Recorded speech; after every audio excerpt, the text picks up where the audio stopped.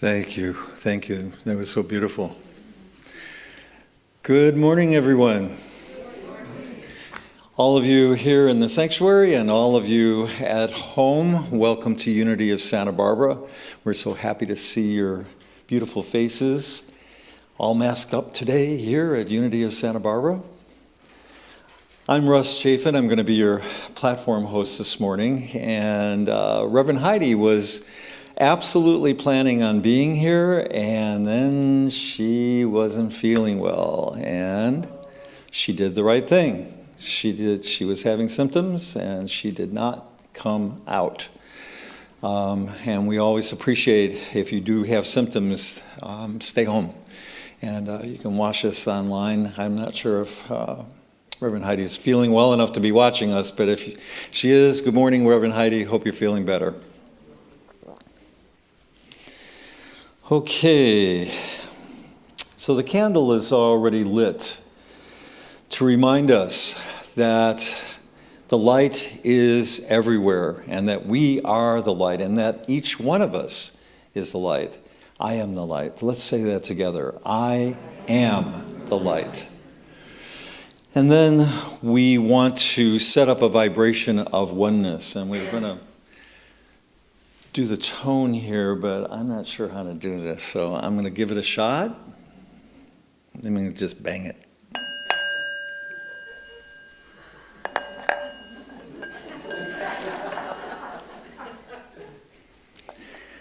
Okay, we will set a vibration of tone.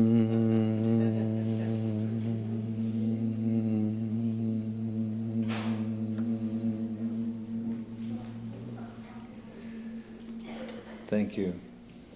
Yeah. That's the vibration that reminds us that we are all one. We are in vibration with each other and with the universe and with spirit, and that's who we are and why we are here this morning. We are blessed to have our friend Kenneth Perrin here this morning, and he's going to lead us in song. Kenneth.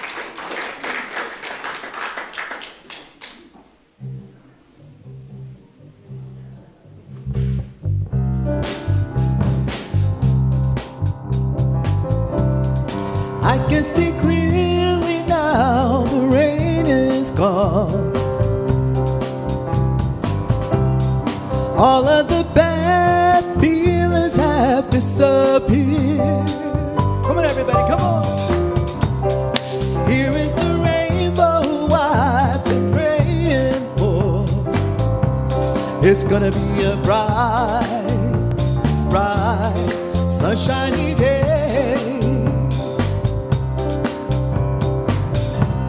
Oh, yes, I can make it now. The pain is gone. All of the bad feelings have disappeared. Here is the rainbow I've been praying for.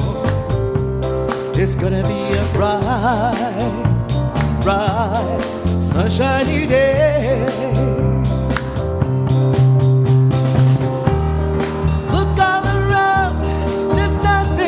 Blue sky. Look straight ahead, there's nothing but blue sky.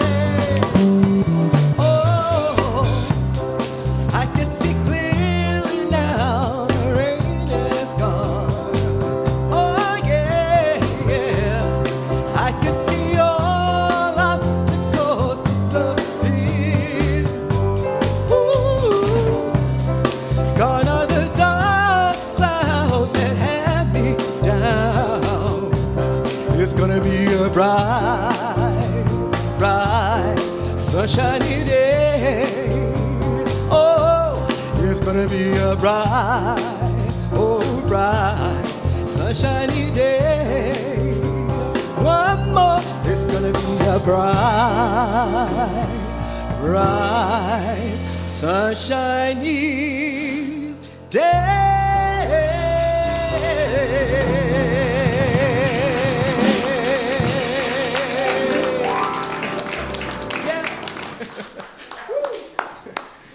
Oh, what a great song.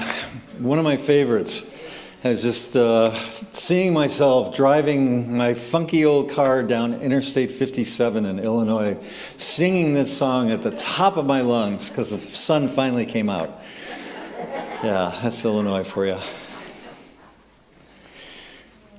Okay. So it is time for the daily word. And the word today is rise. And the affirmation is, I rise in consciousness to help create a world that works for all. Let's say that together. I rise in consciousness to help create a world that works for all. Throughout time, there have been people who led lives that changed the world forever. Their words and deeds provided hope and inspiration for those who would carry forth their legacies of love, growth, and evolution long after they left this life. Their most powerful contribution, however, was their ability to inspire others to express their own divine purpose. As more and more people reach their highest potential, the whole of humanity ascends. Today, I honor those who have led lives of service, striving for love, truth, and justice. I take steps not just to commemorate their journeys and contributions, but to embark upon my own journey. I rise grateful to contribute all I can to the growth and evolution of humankind. And from Scripture, take action, for it is your duty, and we are with you. Be strong and do it. Ezra 10:4. I rise in consciousness to help create a world that works for all. As I was pondering who has in my lifetime inspired me, one name popped immediately into my mind, and that is John Shelby Spong, the former Bishop of Newark. Many of you have probably read his books. He's talked here in Santa Barbara on a number of occasions. He spent his life rising up to open the doors of a greater understanding of spirituality, more accessible understanding of spirituality for all of us. And he wrote a number of books, but one of the first that he wrote was Why Christianity Must Change or Die. And if that doesn't get your attention, especially in a more traditional way, amazing book. And my hungry little mind just devoured it. But that book got him and his family death threats. But he continued to speak. He continued to write. He continued his journey of doing what was his to do in this life to inspire other people. Of course, this being Martin Luther King Jr.'s birthday weekend, his birthday was yesterday and the holiday is tomorrow, he is also one of my heroes, has been since the 60s. He spent his life rising up to confront racism and inequality and injustice in the world. And of course, we are still doing that today. He is still inspiring us every day to do that here. And this is what he wrote. I refuse to accept the view that mankind is so tragically bound to the starless midnight of racism and war that the bright daylight of peace and brotherhood can never become reality. I refuse to accept that, he says.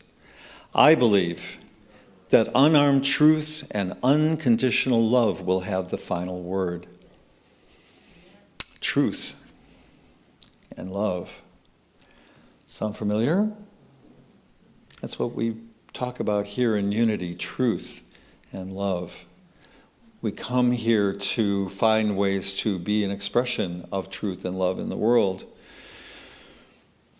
I recently have been on a journey that some of my black friends have helped me see truth and helped and kind of loved me into understanding my own white male privilege.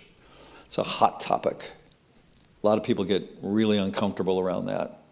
White male privilege. And I thought I knew what that meant from my white male privilege brain.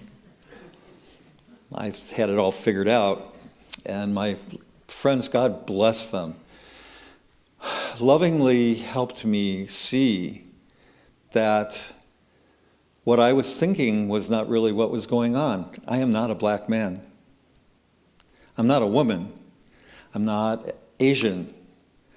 I don't have any experience of life other than my white male life. And so I am so grateful to them to have these conversations with me. Some of them were really uncomfortable, made me squirm, made me mad, but they loved me through it. And I finally have a greater understanding. And the understanding I have is my job is not to fix what appears to be broken.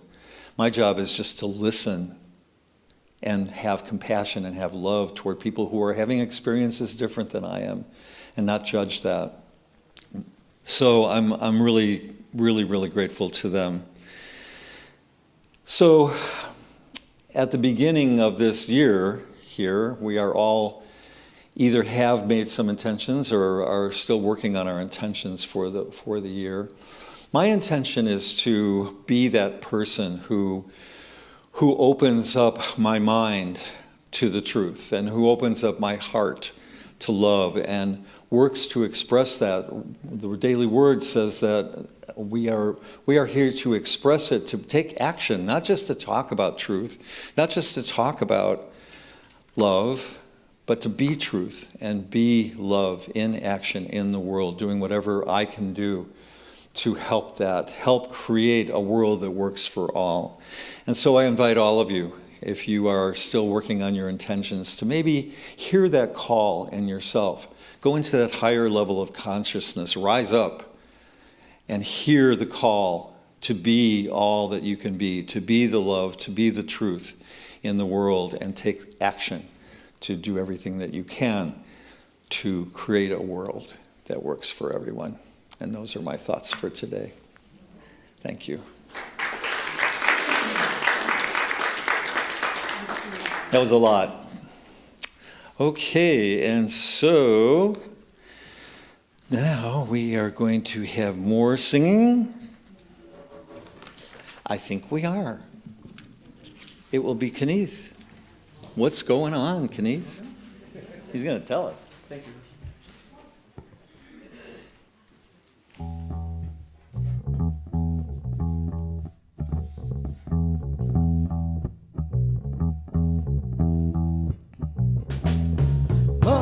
Mother, there's too many of you crying. Brother, there's far too many of you dying. You know that we've got to find a way to bring some love in here today. Father, there's no need to escalate. You see, war is not the answer, for only love can conquer hate. You know that we've got to find a way to bring some love in here today. Picket lines and picket signs, don't punish me with brutality. Just talk to me so you can see what's going on. Yeah, what's going on? What's going on? Whoa, what's going on?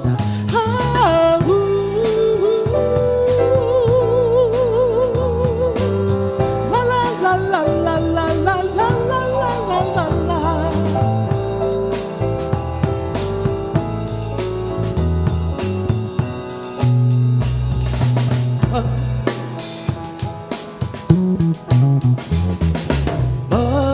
Mother, everybody thinks we're wrong, but who are they to judge us just because our hair is long? You know that we've got to find a way to bring some understanding today. Picket lines and picket signs, don't punish me with brutality. Just talk to me so you can see what's going on. Yeah, what's going on? What's going on? Whoa, what's going on?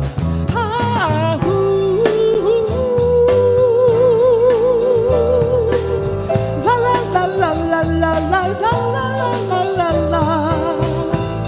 Ooh, ooh, ooh, ooh, ooh.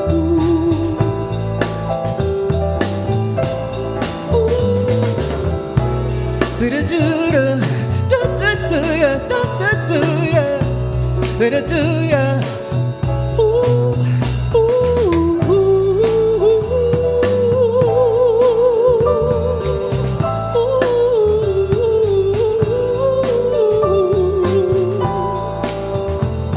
la la la la la la la.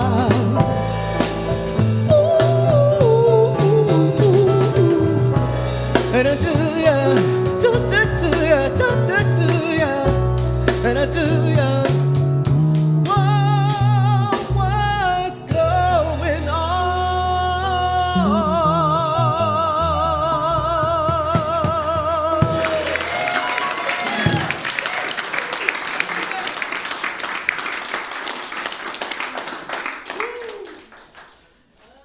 So good.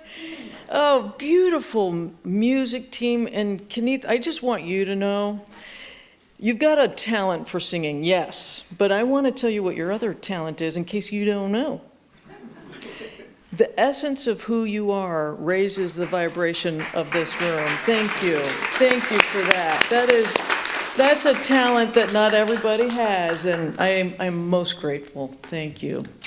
Well, I'm back. And I want to thank you for your prayers last week. I am healed. I'm feeling good. And I think, though, just to be safe, after the service, I'm not going to greet people. I'm going to sneak out the back, Jack. Make a new plan, Stan. What's the next line? No need to be coy, Roy.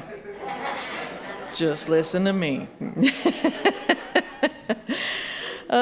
Well, and also, Reverend Heidi, she was sorry not to be here today. She had a great sermon planned for today, and she sends her love. So I know that if you continue to send prayers her way, she too will be healed in no time at all. Well, that being said, there's a lot going on in the world, and I want to teach about having a simpler life. How many of you would like to have a simpler life? Yeah, good, good, good. Then I would like to share a tool, a practice, if you will, that can offer just that, a simpler life. that if you dare to put this one tool into practice just for one day, it could be just for today, I guarantee that your life on that day, even if it's today, will be simpler. The complications of life will no longer have this pull on you, and you will find a sense of freedom, and there will be truly this overwhelming sense of well-being and happiness. So how would you like to have that tool? Oh, good, good, good. All right. Well, usually life is not simple because we are focused on sometimes what we don't want. We don't want to receive bills. We don't want the stress of the pandemic or whatever goes along with it. We don't want to have difficult conversations with those that we care about. Or we just, there's a lot of don't wants. Just waking up in the morning and seeing the don't wants, maybe in our email or on the news. You know what those don't wants are, right? And so you focus on these don't wants, and then what happens? Your emotions just kind of swirl down. And you notice yourself getting involved in reaction. And soon you find that you are one with the don't wants. Therefore, creating a life that seems, well, not exactly simple, or in a place that's not in a place of great well-being. And being the good Unity students that you are, you probably already know the truth that is that you are causing the vast majority of your problems through your mental and emotional reactions. But somehow, this is what happens. We somehow get hooked in and become one with a problem, right? You see, each one of us is seeking an absolute sense of well-being, an absolute sense of great joy. But when things trigger you, how do you achieve well-being and joy? How do you achieve having a simpler life? What if I said that you live in your own hologram? Everything that you see is but a projection of you. Let's boil this down with one of my favorite analogies, that of opening night at the theater. And if you are a theater goer, you know what happens on the opening night of a play. The author of the play has been developing the plot, nurturing the lines for the characters, and giving extra attention to the theme and intent of their play for a long period of time. And finally, opening night is the opportunity to birth his or her play into being.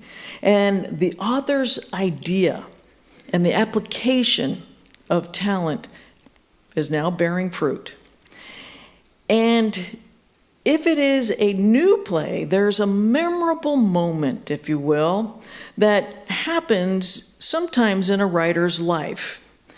After the curtain calls for the players, there begins a cry out from the audience, "Author, author, author," and the author hears the thunderous applause of approval. And after a reasonable amount of clapping and shouting, the author runs down the aisle, jumps upon the stage, takes his bow in the footlights to receive their acknowledgement and acceptance on that opening night. At long last, the playwright and the audience are all moved by the experience. It's all very exciting. I know some of you have experienced this. Now, how does all of this analogy, apply to you and me in being able to have absolute well-being and a simpler life, especially when we get triggered by those darn don't wants. And the answer is simple, really. You, me, you are the author, the director, the producer, and the star of your own autobiography.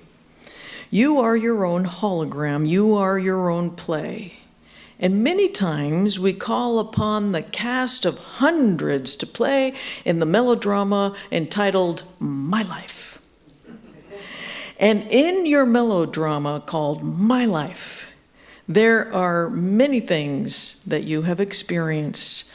Do you remember your first love, your first kiss, your first heartbreak, your first courageous moment, marriage, children, divorce, death, jobs, unemployment, a windfall of money? All of these experiences are all episodes in your play called life. And no one stars in any of these episodes but you.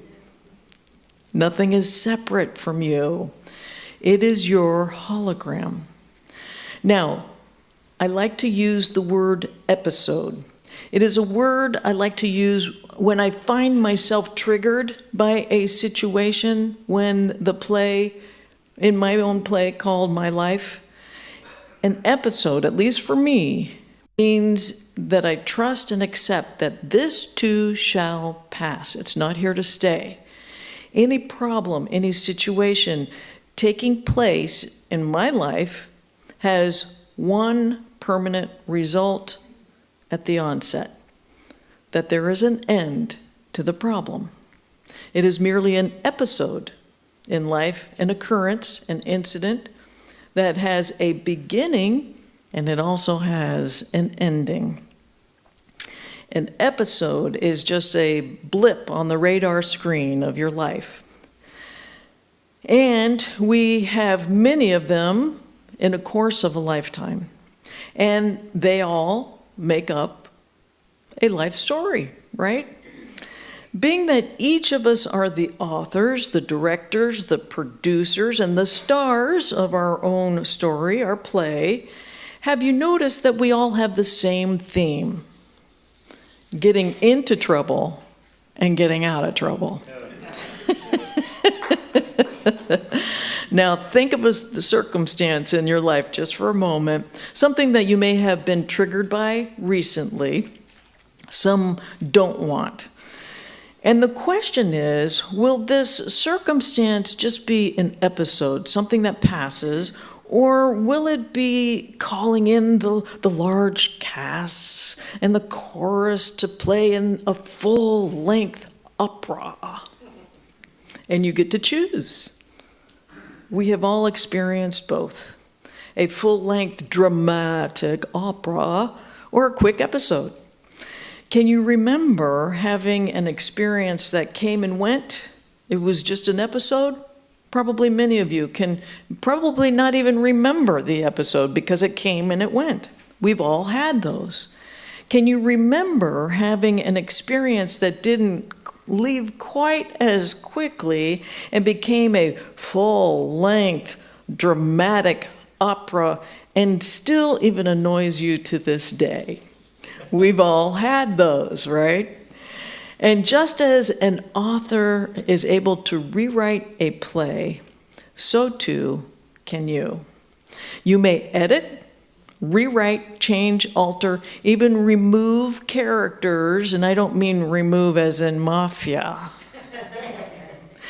I don't want anyone saying that their minister gave them permission to remove certain characters from their life. However, I am talking about good self-care where you no longer need to spend time with cruel or mean people or people that just bring you down. Now, as author, you can change the environment in your mind to a drama, a comedy, a disaster, a love story, or something pleasant. And here is something to consider. If you believe that you do not have the power to change your circumstance, then it will feel as if life is happening to you. You are the victim of your life rather than for you, that your life is happening for you. You are the victor of your life. If you believe you do not have the power, then you are stuck and emotionally hooked into the operatic drama of your life. You see, the beginning of any editing and alteration of this play called My Life is to know that it is possible to change something. So the question on the table is, how do we change a circumstance from a full-length opera to just a fleeting episode? First of all, I would like to submit to you that you are not only the actor, the director, the producer of your play, you're also the audience. Have you ever gone to the theater and you are watching a play? What's going on? What's going on? And the job of the actors is to make the audience feel something, right? The job of the characters, the plot of the play, is to have you emotionally hooked into what is going on. For instance, look at the play of your life. Notice how we react to the actions of others. Maybe you had to deal with someone maybe recently, or you reacted to the news of the day. One moment you're happy, the next moment you're sad. One moment you're victorious, the next moment you're frustrated. One moment you're depressed, the next moment you're elated. All as a result of viewing your life from the actor-audience point of view. Now hang in there with me. I would submit that when your mind and emotions rise and fall based upon how things are out in the world or the world around you, then you are not viewing life from the best seat in the house, the balcony seat. This is where you view life from an elevated consciousness, from higher mind. And it's called the power of noticing. You know, when you're at the balcony seat, you get to notice everything. The audience, the players, everything. You're noticing. It's the power of observation. You want a simpler life? You want to live life from happiness and well-being? The balcony seat is your power seat. You're not hooked in from the power seat, from the balcony seat. You see, you're shifting into noticing or observing. That is truly one of your greatest powers, to shift up to a higher mind. The greatest example of this comes from John 8:3, and I'll give you the story from the Bible according to Reverend Cathy. We all know the story, and it's this wonderful story that is giving us a guideline to absolute well-being. The scribes and the Pharisees bring a woman to Jesus who has taken in adultery, and they are in judgment. They are in a full-length dramatic opera, and they are all hooked in, and what do they want to do? They want to hook Jesus into their opera. They want to hook him into the mess that everybody's in. And they start yelling, "She's Miss Loosey-Goosey. She has broken the law," tempting him to get engaged in their plot. Now, how many times have you been around people that tempt you? They're trying to tempt you, to engage you in their plot. They're in this full-length opera, and they're gathering up all their actors to be a part of their play.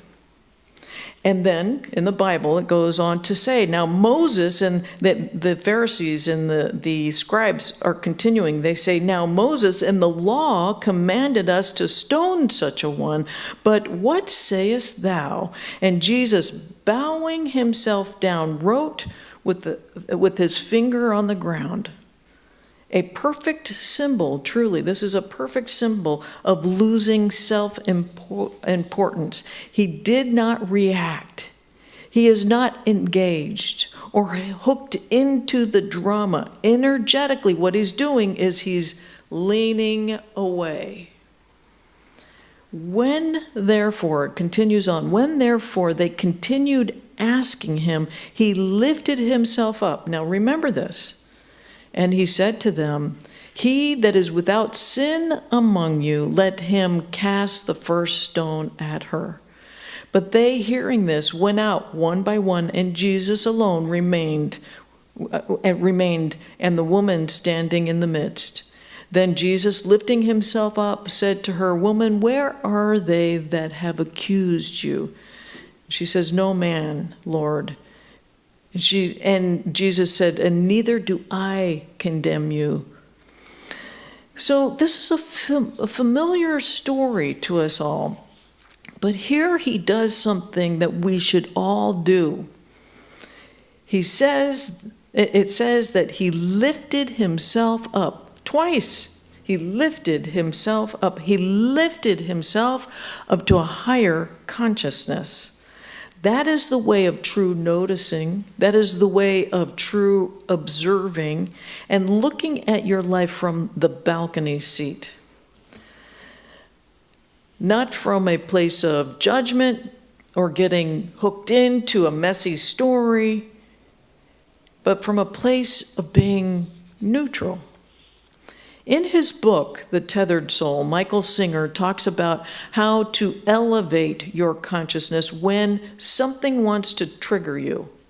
He says at that moment when your mind starts to chitter-chatter, you know, that little maniac in the head that wants to make your life complicated. It can be very addicted to drama. And he goes on, he says, you have to decide, do I really want to step into this right now? Meaning, do I really want to make this into a full-length, dramatic opera where I can go into suffering? Or do I need to solve this right now? Or am I willing to lean away? Lean away. Go to the balcony seat and simply notice, simply observe, and let the energy pass by. And I guarantee you, the energy always passes by. This too shall pass. Okay, so imagine that you pull up to a familiar intersection, the one in which there's this homeless person that's usually stationed there. The light is red, and you stop. She has this cardboard sign asking for money. Perhaps some mornings you give her $1 and you think and feel whatever you think and feel. The government should do more. She should get a job. You speculate about what might have happened in her life. Maybe she's addicted to drugs. She's part of a scam. What does her mother think? And perhaps you're comparing and you're thinking, oh, I'm so grateful that's not me. So just notice now your attention quickly moved from the person on a street. It is what it is. She's just on the street. Usually with the chitter-chatter maniac of the mind, usually some version of what isn't, and you start going over these stories of how it should be different. Follow me on this. Isn't that what we usually do? We see something as it is, and then we start thinking that it should be different and attaching many stories to it. That, my friends, is where suffering begins. Thinking that something should be different than what it is. And notice how much the conversation goes on in your head, it's mostly meaningless and has no significance. Bottom line, the thoughts in the maniac chitter-chatter of your mind will either make you feel bad or it will make you feel good, depending on what you're saying and what you're thinking, depending on how you're making things mean something. Now, if you're in the balcony seat, like most truth students are, if you are observing from higher mind, you're just observing.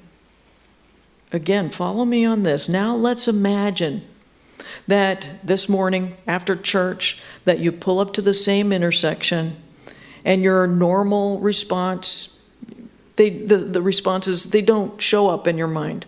And as you look out the window of your car, you simply notice, you're observing a homeless person, the way the light shines through her hair, the shape of her face, the hole in her shirt, the brown paper bag resting on her knee, the little hole that's in her shirt. This morning, everything you notice and observe, you are observing without it wanting to be different, without it meaning anything. There's no judgment. There's no story. It just is. You notice maybe the unwashed hands, the pale skin, the new tennis shoes. Perhaps your window is open and you can hear seagulls and the traffic nearby. It just is. And you let your attention include all of this, not making it something other than what it is and just appreciating what is. You got it? All you're doing is noticing. All you're doing is observing. All you're doing is just sitting at a higher consciousness in the balcony seat. So when you get to that place, congratulations. You're giving effortless attention to what is, exactly as it is. In noticing her sitting on the sidewalk, you're not wishing she was someone else, someplace else, or that someone should do something about her. Your attention is on, this is who she is. This is living from the observer higher mind. Now, deep into this noticing and accepting, imagine this homeless person. She looks up and she sees you. Do you know what she sees and feels? She feels appreciated. She feels acceptance. This appreciation has no agenda, no internal dialogue, no spin, no story. And you can do this with anyone that might be a key player in your life.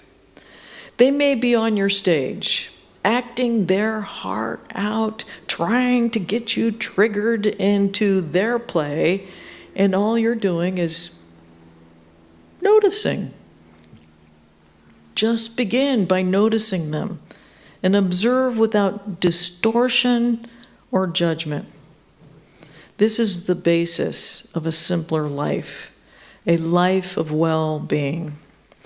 And my friends, this is a place where you will receive a standing ovation from the spiritual ethers crying out, "Author, author," and there will be applause for you, admiration for you, praises for your actions, your deeds, your accomplishments. And at the end of your play called My Life, you will hear the words, "Well done, good and faithful servant. Well done." Reverend Heidi prepared a video today in honor of a great servant, and that's Martin Luther King. And remember, his words are still relevant today. To honor the legacy of Dr. Martin Luther King Jr. on this holiday, we are taking a close look at his inspiring words. The civil rights icon delivered the American Dream sermon at Ebenezer Baptist Church in Atlanta in 1965. We asked his children, Bernice and Martin Luther King III, and his granddaughter, Yolanda, to read part of it. They say his words are just as relevant today. We shall not. I would like to discuss some of the problems that we confront in the world today. And some of the problems that we confront in our own nation. By using as a subject the American dream. I chose this subject because America is essentially a dream.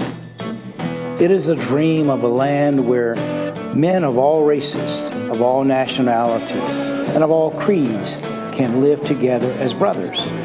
The substance of the dream is expressed in these sublime words. We hold these truths to be self-evident that all men are created equal, that they are endowed by their Creator with certain inalienable rights. That among these are life, liberty, and the pursuit of happiness. Now we notice in the very beginning that at the center of this dream is an amazing universalism. It does not say some men, but it says all men. It does not say all white men, but it says all men, which includes black men. Black and white together. It does not say all Gentiles, but it says all men, which includes Jews. It does not say all Protestants, but it says all men, which includes Catholics. That is something else that we notice in this American dream, which is one of the things that distinguishes our form of government with some of the other totalitarian systems. It says that each individual has certain inherent rights that are neither derived from or conferred by the state. There are gifts from the hands of the Almighty God. Keep your eyes on the prize. For the American dream reminds us that every man is the heir of a legacy of worthfulness. But ever since the founding fathers of our nation dreamed this dream, America has been something of a schizophrenic personality. On the one hand, we have proudly professed the noble principles of democracy. On the other hand, we have sadly practiced the very antithesis of those principles. Indeed, slavery and segregation have been strange paradoxes. In a nation founded on the principle that all men are created equal.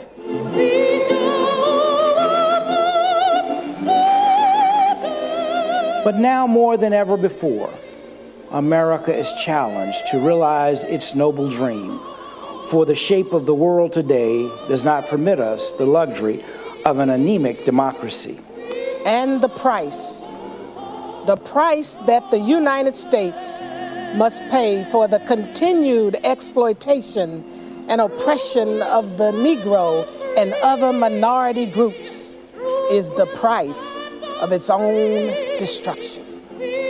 So in a real sense, our hour is late, and the clock of destiny is ticking out. We must act now before it is too late. It is trite, but urgently true, that if America is to remain a first-class nation, she can no longer have second-class citizens.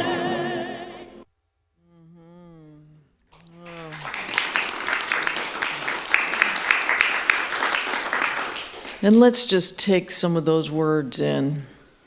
All men, all women, all people are created equal. And along the lines of what we talked about here today, everyone is a child of God. So as you sit in the balcony seat, being the observer, the noticer, no matter who you see in your life, no matter what race, creed, religion they might be, you have no story about them. There's no judgment to be made. They don't need to be anything other than a child of God.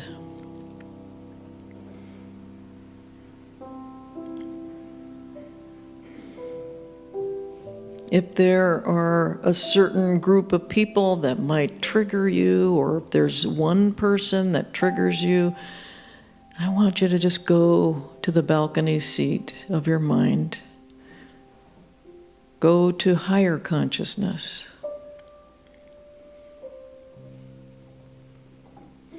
These people or this particular person, well, they too are children of God. And God does not judge or try to make them different than who they are.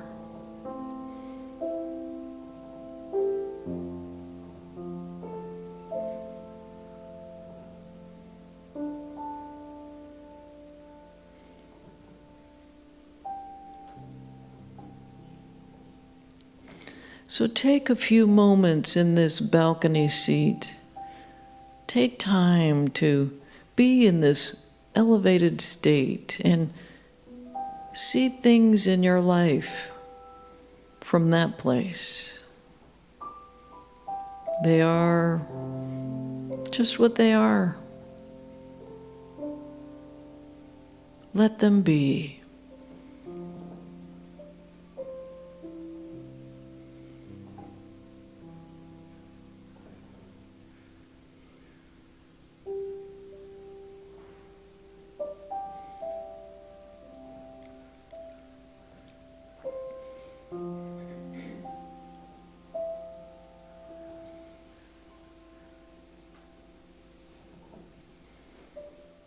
And from this balcony seat where all people are created equal, from this balcony seat, there's only appreciation. There's no agenda. There's no story. You're just observing without distortion, without judgment.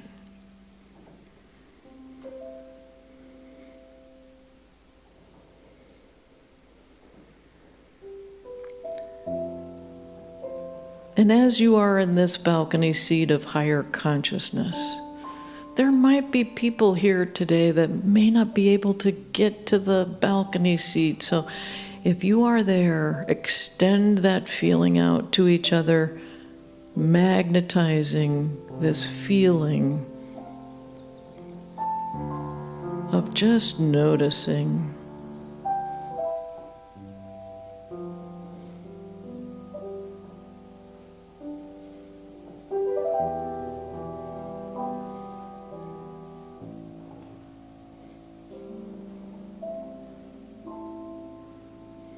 And so, dear God, we give thanks for our lesson for today. We give thanks for a simpler life, a life of great well-being. We give thanks for each other and those joining us online, for together we go forth,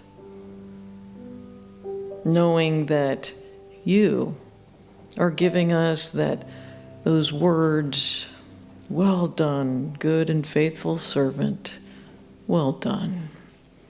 For this we do give thanks, and so it is. Amen.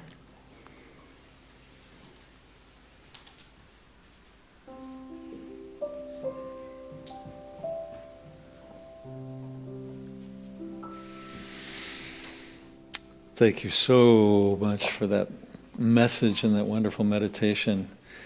I don't know about you all, but it's exactly what I needed to hear today. Got a lot of drama going on. And I love that I can change the story and maybe change the outcome. And not maybe, change the outcome. See, I was listening. Truly. Well, kind of going along with the theme of today, we are going to rise up in our consciousness to that balcony seat right now as we go to a place of knowing abundance, knowing the value and the truth about giving and generosity. All of you here and all of you at home know that we are, I don't want to say the word need. What's a better word than need? We are manifesting more good in our program, Growing the Good, and we are manifesting more good in our finances. We are manifesting more good in all of what we do here at Unity of Santa Barbara. So in that higher level of consciousness, we all know that this is true. And so we want to give from that place. We want to activate our generosity from that place. And so there are many ways to give. We do have our ushers here this morning. They'll be passing the offering baskets. If you're at home, you can find the give button or the donate button. You or any of you can leave here and go to our website, unitysb.org, and find the donate button. We do have a new affirmation. I haven't seen this one before, but I love it. So I'll say it first. I hold the vision of Unity of Santa Barbara as the thriving, loving, spiritual community it is meant to be. Let's all say that together. I hold the vision of Unity of Santa Barbara as the thriving, loving, spiritual community it is meant to be. And so we will bless our gifts with these words. Penny, do you have that slide? Yes, there it is. So let's say this together. Divine love, through me, blesses and multiplies all that I am, all that I have, and all that I share. And now we are going to sing, God is my source.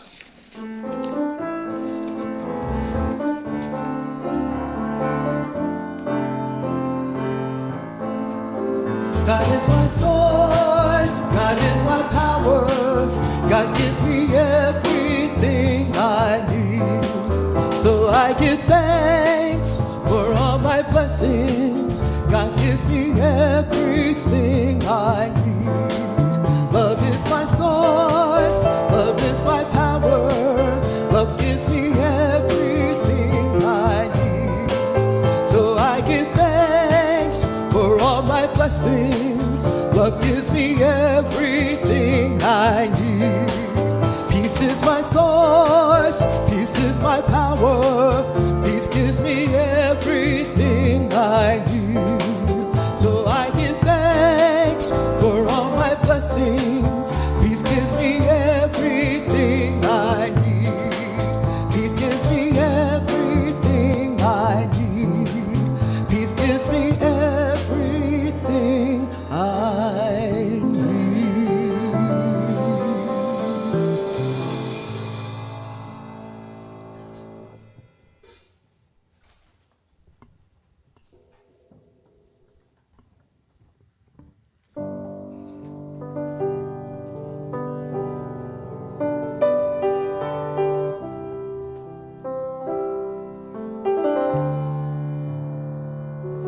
It's been a long road we've been traveling on.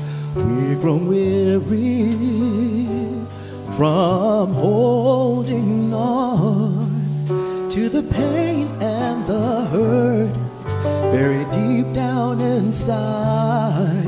Need to wash it all away, get rid of our pride. So I say, I forgive you and you forgive again and we start to live. Didn't understand what we had in hand. Laying aside every weight, we can't forgive. How many times must we argue and fight? The distant silence echoing through the night. Healing ain't easy, but it's not hard to find. Hearts may be broken, but they do mend in time. So I say I forgive you and you forgive me, and we forgive each other over again, and we start to live. Didn't understand what we had in hand. Lay aside every weight, we can't forgive. I don't want to hear you say I can't do it. No, no. I don't want to hear you say I can make it. No, no. If we go one step forward, we can never really go backward. If we just try, eventually we'll reach our goal.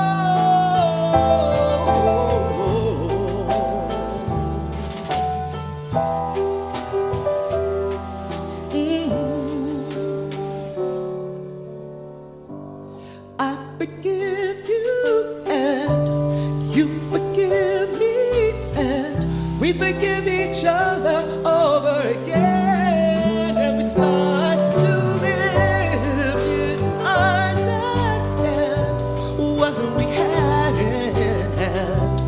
Lay aside every way, we can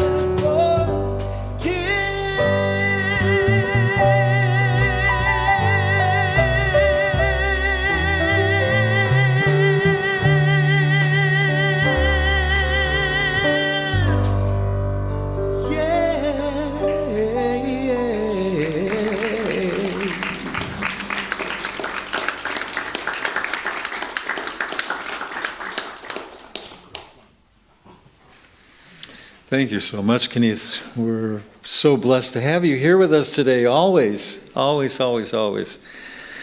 I know you'll be back. Yeah. Did you say that he wrote the song? We did not say that, but that was an original written by Kenneth. Yeah.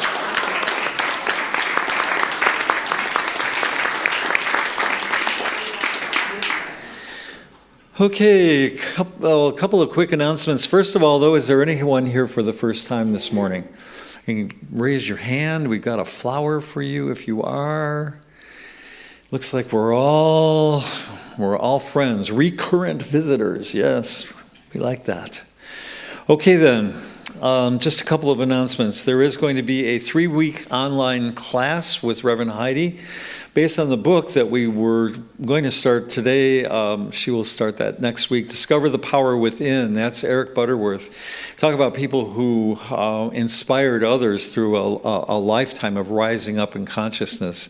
That book was the very first book I ever read after coming to Unity, and it blew me away. So it's wonderful. Even if you've read it a long time ago, it's always worth coming back because you have changed and your perspective has changed, and you will find new life in that book. The class is going to be Wednesdays, January 26th through February 9th from 7 to 8:30 p.m. It'll be $20 a class or $50 for all 3. You can sign up today out at the table, or you can go to our website, again, unitysb.org, and you can sign up there.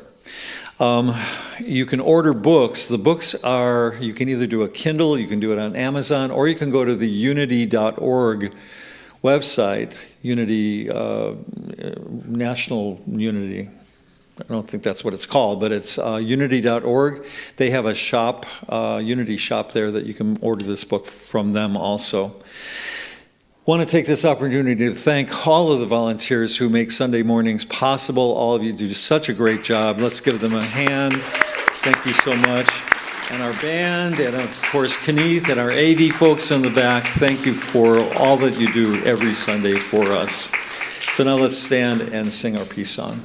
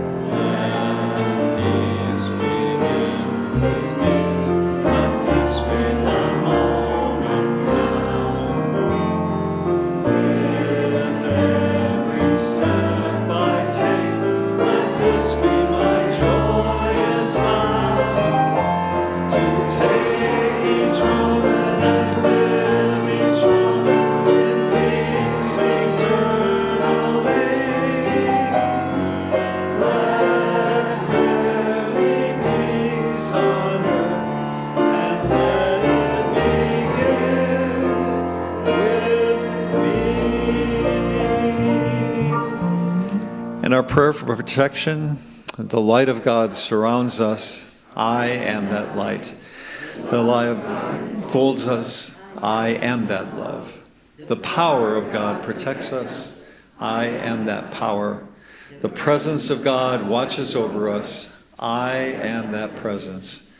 Wherever we are, God is, and all is well. Amen. Thank you for coming, and have a wonderful week.